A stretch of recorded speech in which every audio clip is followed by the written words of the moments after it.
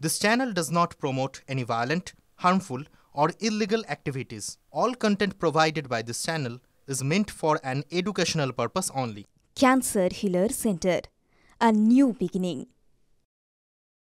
আর একটা গুরুত্বপূর্ণ খবরে নজর রাখবো। নয়াদিল্লি স্টেশনে বিপর্যয়ে প্রশ্নবিদ্ধ রেল তদন্ত শুরু হতেই প্রকাশ্যে আসছে একের পর এক গলদের ছবি। গলদের ছবিগুলো ঠিক কিরকম, রেল কেন প্রশ্নবিদ্ধ হচ্ছে বারবার এই নয়াদিল্লি স্টেশনের ঘটনাতে, জানবো। আমাদের সহকর্মী জ্যোতির্ময় কর্মকার রয়েছেন এই মুহূর্তে আমাদের সঙ্গে। জ্যোতির্ময়,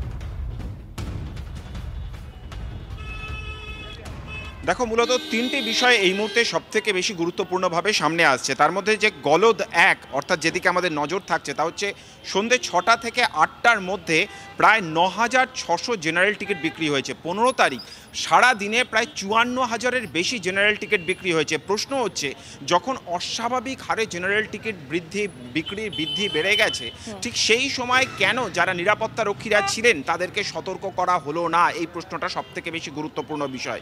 দ্বিতীয়ত যে বিষয় গুরুত্বপূর্ণ তা হচ্ছে যে যখন এইভাবে অস্বাভাবিক হারে প্যাসেঞ্জারের সংখ্যা বাড়ছে, সেই সময় যারা কর্তব্যরত পুলিশ কর্মী ছিলেন তাদের সংখ্যা ছিল সম্পূর্ণ অপর্যাপ্ত।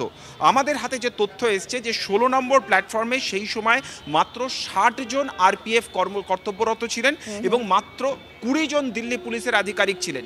এবং দিল্লি পুলিশের তরফ থেকে অভিযোগ করা হয়েছে যে অস্বাভাবিক হারে জেনারেল টিকিট যে বিক্রি বেড়ে গিয়েছে সেই বিষয়ে তাদেরকে সতর্ক করা হয়নি বা তাদেরকে অ্যালার্ট করা হয়নি।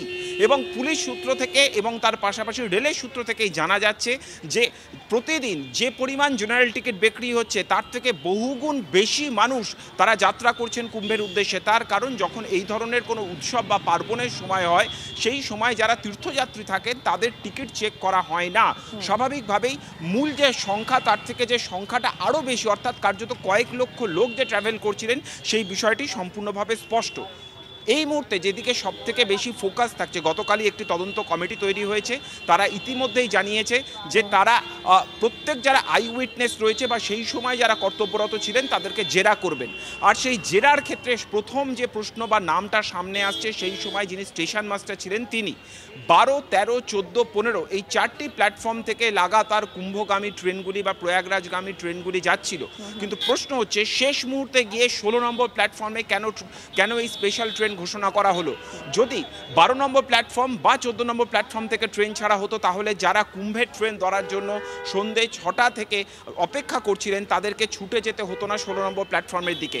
মোট 4টি ট্রেন এই সময় প্রায় 1.5 ঘন্টার ব্যবধানে ছেড়ে যাচ্ছিল, কিন্তু একটার পর একটা ট্রেন, অর্থাৎ কোনোটা প্রয়াগরাজ এক্সপ্রেস, কোনোটা অন্য ট্রেন, এই একটার পর একটা ট্রেনে যখন যাত্রীরা ওঠার চেষ্টা করছেন তারা উঠতে পারছেন না, তারা অন্য স্টেশনের দিকে দৌড়চ্ছেন। এই ছবিটা দীর্ঘক্ষণ ধরে চলছিল।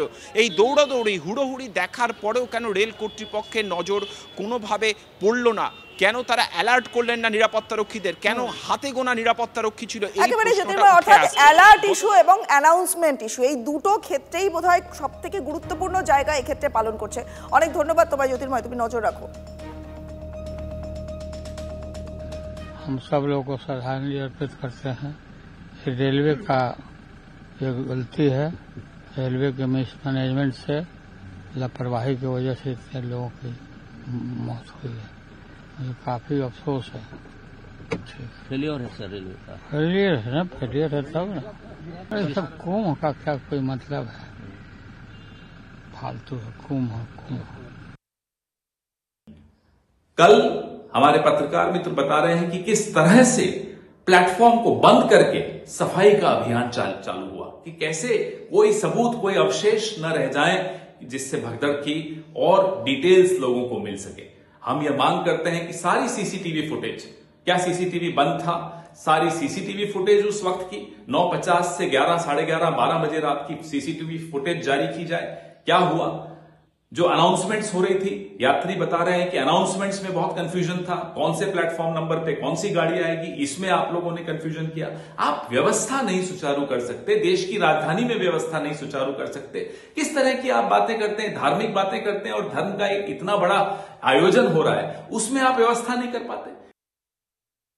এবার আবার এই ধরনের একটা চূড়ান্ত অব্যবস্থা, নয়াদিল্লি স্টেশন রাজধানীর বুকে মৃত্যু মিছিল পদপিষ্ট এই রেলমন্ত্রী শুধু পাবলিসিটি হাঙ্গার রেলমন্ত্রী, কোথায় গিয়ে দুর্ঘটনা পাশে বসে থেকে ছবি তুলবেন।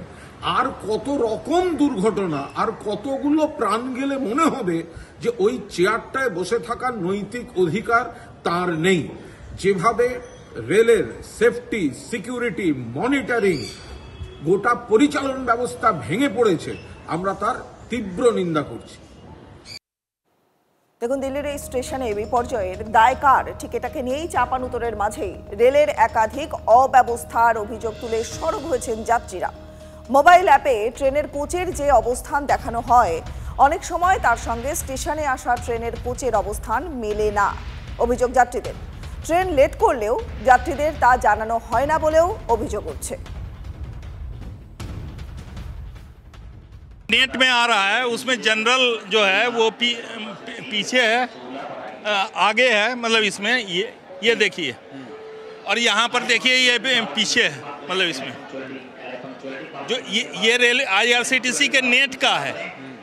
अब मान लीजिए कि यदि ट्रेन आएगी और हम यदि इसको देख करके पीछे खड़े रहेंगे तो आगे आएंगे, तो इधर का आदमी उधर, उधर का आदमी इधर होगा या नहीं होगा? कोई मैसेज वगैरह कुछ नहीं आया। कल भी यही दिक्कत हुआ था, लोगों के पास कोई मैसेज नहीं है, इसलिए ज़्यादातर दुर्घटना हुई है, इसी कारण कल की दुर्घटना हुई है। अच्छा। आज भी कोई मैसेज नहीं हमारा राजधानी का, कुछ पता नहीं, हम तो उसी हिसाब से आए हैं। मगर यहाँ के पता चला कि अब देखा यहाँ की 5 घंटे की ट्रेन लेट है। कोई सूचना नहीं, कोई मोबाइल पे मैसेज नहीं, कोई टिकट का कोई मैसेज नहीं। এই দুর্ঘটনা থেকে শিক্ষা নিয়ে নয়া পদক্ষেপ নিল রেল। নয়াদিল্লি থেকে প্রয়াগরাজগামী সমস্ত স্পেশাল ট্রেন ছাড়ার ক্ষেত্রে নতুন সিদ্ধান্ত নেওয়া হলো। নয়াদিল্লি থেকে মহাকুম্ভে যাওয়ার জন্য চলবে 5টি স্পেশাল ট্রেন। নয়াদিল্লি স্টেশন থেকে প্রয়াগরাজগামী সব স্পেশাল ট্রেন ছাড়বে 16 নম্বর প্ল্যাটফর্ম থেকে। প্রয়াগরাজের যাত্রীদের আজমেরি গেটের দিক দিয়ে ঢোকার আবেদন করে বিবৃতি জারি করেছে রেল। তবে সাধারণ নিয়ম মেনেই চলবে অন্যান্য ট্রেন। স্টেশনে অতিরিক্ত RPF এবং GRP মোতায়েনের সিদ্ধান্ত নেওয়া হয়েছে। যাত্রীদের নির্দিষ্ট প্ল্যাটফর্মে যেতে সাহায্য করবেন পুলিশ কর্মীরা।